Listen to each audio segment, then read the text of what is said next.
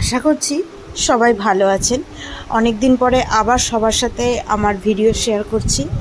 পুজো পড়ে গেছে, আজকে শুভ পঞ্চমী। সবাইকে সকলকে এবছরের পুজোটা একটু অন্যরকম। প্রত্যেকবারই আমার মা কিছু পাড়ার বয়স্ক মহিলাদের ডেকে শাড়ি বিতরণ করেন এবং কিছু খাবার দেন। তো এটা আমাদের মাকে আমি দেখেছি বিগত 5-6 বছর ধরে এরম করতে। কোনো দিনই মা সেভাবে ফটো তোলেন না বা ভিডিও করেন না। আজকে আর সবাই দেখে বুঝতেও করছো কোনো একটা ভিডিও করার কোনো রকম ইচ্ছা ছিল না।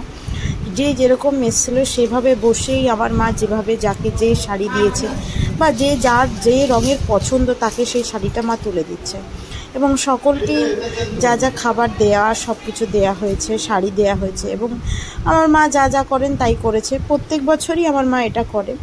মা বলেন, দুর্গা ঠাকুরকে আমি শাড়ি দেব, জানি না দুর্গা ঠাকুর কতটা পরতে পারবে, কিন্তু পাড়ার যদি বয়স্ক মহিলাদের যাদের কেনার ক্ষমতা নেই বা যাদের সামর্থ্য হচ্ছে না বা ছেলেমেয়েরা দেখছে না, তাদেরকে যদি আমি শাড়ি দিই তাহলে হয়তো আমার পক্ষে এর থেকে পুণ্যর কাজ আর কোনোটাই হবে না।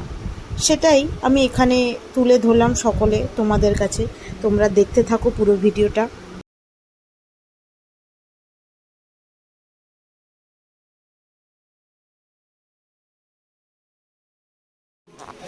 এইদিকে সবাই, এই যে আমি এই মাদের আমি একটু শাড়ি দিই পুজোর সময়। আমি দুর্গা মাকে দিই না, এই হচ্ছে সব আমার দুর্গা মা, এরাই আমার জ্যাঠো মা, আমি দুর্গা মা। এই একজন মা আমার, এই একজন মা, এরা মা আমার। এরাই ভালো থাকুক, এই মা সবাই সবাই ভালো থাকুক।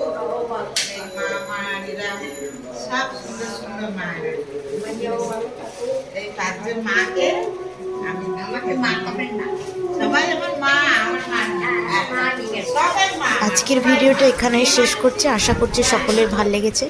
সবাই খুব ভালোভাবে পুজো কাটাবে এবং সেফ থাকবেন। স্টে হ্যাপি এবং স্টে সেফ। চলো, টাটা।